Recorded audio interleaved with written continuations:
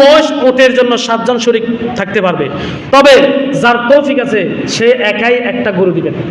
আমাদের সমাজে তৌফিক থাকা অবস্থায়ও একই গরুতে 7 জন দেয়, আছে না নাই? আর বললেন আছে না নাই?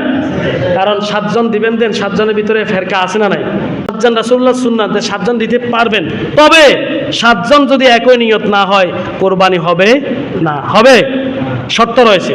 সবার 1 নম্বর শর্ত হলো নিয়ত থাকতে হবে সহি, একমাত্র কোরবানি কার জন্য? গোস্ত খাওয়ার উদ্দেশ্য নয়। দেখ গোস্ত কয়জন ক কেজি করে পাবো, গুরুদের 7 ভাগে দিচ্ছি, গোস্ত ক কেজি করে পাবো, খাবো কি, ছেলে সন্তান খাবে কি, এরকম নিয়ত আছে না নাই? এরকম নিয়ত যদি করেন, শরীকদারের ভিতরে 1 জন যদি করেন, কোরবানি হবে? কোরবানি হবে? আর ভাই দরকার নাই তো আপনি ছাগল একটা দেন না, আর তৌফিক একা আছে লক্ষ টাকা, আপনি গরু একটা নিজে দেন না, শরীকে যাওয়ার কারণ কি? যদি শরীকের ভিতরে 1 জনের মনে খুঁত থাকে, আপনার কোরবানি হবে? কোরবানি হবে? এটা আমরা সহজে বুঝি না, শুধু গোস্ত খাওয়ার কোরবানি চলতেছে। আল্লাহ বুঝার তৌফিক, আমরা বলি আমিন। 2 নম্বর আসুন, 1 নম্বর নিয়ত, 2 নম্বর বেনামাজি, আছে না নাই? যদি শরীকদারের ভিতরে বেনামাজি থাকে কোরবানি হবে? সুদখোর থেকে কোরবানি হবে? জানাকর থেকে কোরবানি হবে?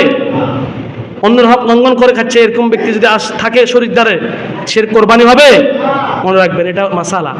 এই মাসালাগুলো না জানার কারণে অনেকের কোরবানি হচ্ছে না। আল্লাহ আমাদেরকে বুঝার তৌফিক দিন, আমরা বলি আমিন।